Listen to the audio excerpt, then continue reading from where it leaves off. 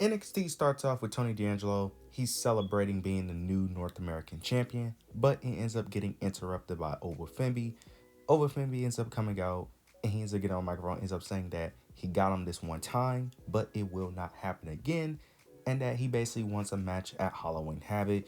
And then afterwards, he ends up saying that his family won't be there to help him this time. He ends up going towards the wheel. He spins it, and it lands on being a table, ladders, and scares match, which will be very interesting. The match is confirmed at Halloween Havoc, so it's very interesting. I'm very curious to see how they book this because this is giving me similar vibes to Jey Uso and Braun Breaker to a degree.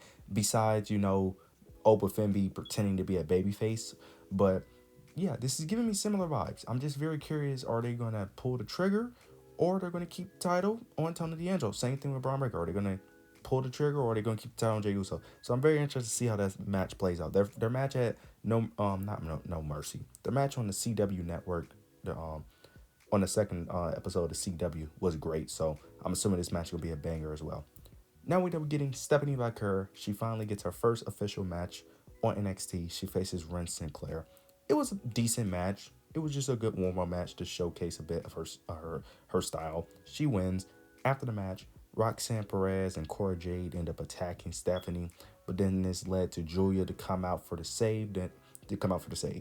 After the match, Stephanie gets on the microphone, ends up basically wanting a match between her, herself, Julia versus Roxanne and Cora Jade at Halloween Havoc, and the match is official. So I'm very interested to see how that match plays out. I'm assuming it's going to be obvious that Julia and Stephanie win because I don't know how Roxanne and Cora Jade would actually win that match without cheating, and they don't have any allies outside of themselves. So I wonder how that match would play. I wonder how that match would be booked. But I'm assuming Stephanie and Julia will win that match. But I'm excited nonetheless to see how that match plays out. We end up getting a segment with Ashanti Adonis and Carmen Petrovich and Brinley Reese. He comes up to apologize for costing them the tag match last week. But then Brooke Jensen and Sean Spears interrupt. Sean Spears basically ends up saying that he talks to women in a disrespectful way and that he needs to, pay for that. Then they go back and forth, which leads into a match between Ashanti Adonis versus Brooke Jensen. They end up having the match, which led to Brooke Jensen actually picking up the victory via distraction of Sean Spears. But during the match, Carmen Petrovich ended up interfering in the match as well. She ends up distracting him as well, but that ain't costing the match. She comes out and she ends up pulling out the roses from the because in the segment he gave her a rose. He didn't give her a rose. He gave Brinley Reese the rose. She ended up it was pieces of roses that she ended up picking up, and she ended up distracting him with that. So I'm very interested because they're playing this story with Carmen and Ashanti where Ashanti is not giving Carmen the attention that she wants, but she's trying to get the attention of him. I don't know where this is going to lead. I like Ashanti Adonis. I think he's actually underrated. I think his character is hilarious. I'm very interested to see where this goes because I don't know where you could really go in terms of end game here. The only thing I could really think of is you possibly could do something like Liv and Dom where they become a couple where they're just a heel couple, but Carmen's a babyface and Ashanti's a heel. So I don't know how that will work, but you guys let me know your opinions down below. But I am somewhat interested in this story. I'm just confused on the end game here. Now we end up getting Lexus King versus Ora Mensa. They end up having a match, and I think it's called a gentleman's match, if I'm not mistaken.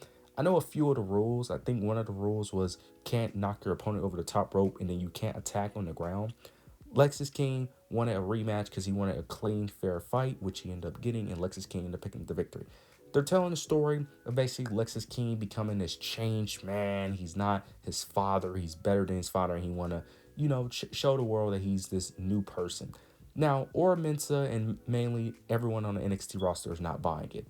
I'm not buying it either. I'm still gonna wait because I feel like there's a twist here, and that he's just waiting to basically pull a Braun Breaker where he pretends to be a good guy and then boom, he goes back to being bad. That's what I think is going to happen, but I'm interested. But we'll have to see how it plays out. But I'm interested to see how long they're going to do this or if he's actually is a babyface. But yeah, I'm still not buying it though. I still think he's a heel deep down inside, but we'll just have to wait and see how they play this story out. We end up getting Lola Vice versus Nikita Lyons. This was a okay match. Their styles was a bit iffy in the ring at times, but overall it was a decent match. towards the end of the match, Jada Parker ends up interfering in the match, which ended up costing Lola Vice the match. She ended up hitting the hypnotic on her, and Nikita Lyons ends up picking up the victory. Now after the match, though, it will be official. No, yeah, it is official that Jada Parker and Lola Vice will fight at Halloween Havoc, if I'm not mistaken. I could be wrong. I think they did confirm the match at Halloween Havoc. I do like the feud that they're setting up. I am interested. I'm assuming Lola Vice is the heel, but that, or they could both be heels because I don't know, because they're both acting like heels right now. So I don't know who's the heel in this situation, but it is very interesting, and it's very interesting to see who wins because NXT, Shawn Michaels is high on both of them. He shows Jada Parker a lot of love, but he shows Lola Vice a lot of love as well. So I'm very interested to see how that ends up playing out. Now we end up getting Riley Osborne versus Ridge Holland. Ridge Holland picks up another easy victory over Riley Osborne. He tries to attack Riley. Well, actually, he did attack Riley, actually, if I'm not mistaken. He attacks Riley. He's about to put him through the table, but then Andre Chase ends up making his appearance. He ends up returning, and he ends up making a save against Ridge Holland. Continuing the story, this is really good. Ridge Holland is getting good heel heat. He's getting the most reaction that he's ever gotten. This is good. I'm really enjoying this Chase U storyline. I am curious to see who wins this feud because typically in this scenario, the babyface will win this feud. But I ain't gonna lie, I low-key want Ridge Holland to win this feud, which is very weird because I was never a Ridge Holland fan. I'm not the biggest fan of him, but I do like him more in this heel role. I do think he's playing it very well.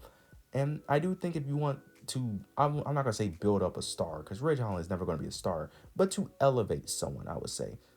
Ridge Holland winning this feud will elevate him to a degree, but overall, I'm enjoying this storyline. Now we end up getting a Tatum Paxley segment. Tatum Paxley, she's getting interviewed, but she ends up getting interrupted by Jada Parker, which led to some problems with Tatum Paxley. She was playing with her dolls. Jada Parker basically put Tatum Paxley in her place. So it looks like they're going to have a feud with Tatum Paxley and Jada Parker as well. Now, I think, if I'm not mistaken, there is going to have a match at Halloween Havoc with Lola Vice and Jada Parker.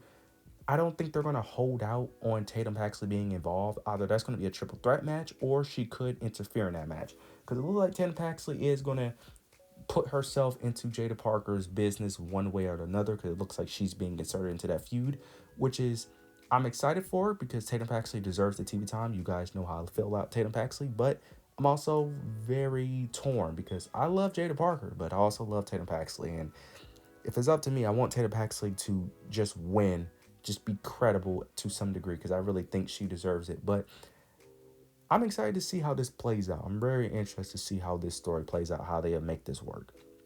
Now we got the main event, the number one contendership match for the NXT Championship between Javon Evans, Wesley, and Ethan Page. They put on a banger. This match was great. They put on a banger, man. They put on an absolute banger. I knew it was gonna be a banger once you put these three in the ring. This match was great from beginning to end. This match was great. The ending was very shocking though. Javon Evans ends up doing his signature top rope move, but then Ethan Page ends up Javon Evans tries to go for the pin, but Ethan Page ends up lifting Javon Evans, rolling him up, going for the pin, and ends up picking up the victory. I thought that Javon Evans or Wesley was going to win. I didn't think they was going to run it back with the whole Ethan Page and Trick thing. I thought they was going to probably try to hold off on that for a bit and then return back, but no, they gave it to Ethan Page. After the match, Ethan and Trick end up spinning the wheel to figure out their match stipulation, and it's going to be a Devil's Playground match. I think I know what that is because if I'm not mistaken, I think last year Roxanne Perez and Kiana James did that match when they was feuding. So interested to see how that plays out. After and during this, Trick Williams starts celebrating, talking about he ain't worried about it, starts taunting towards the crowd. Once he did that, I knew Ethan Page was going to attack him, which is what he did, and that's how we end NXT. I'm excited. This was the overall good episode of NXT. I'm excited for Halloween Havoc. The card is building up very nicely with some banger matches. I'm excited. This was a really good build. You guys let me know your opinions down below. Make sure to like, comment, subscribe. But yeah, that's it.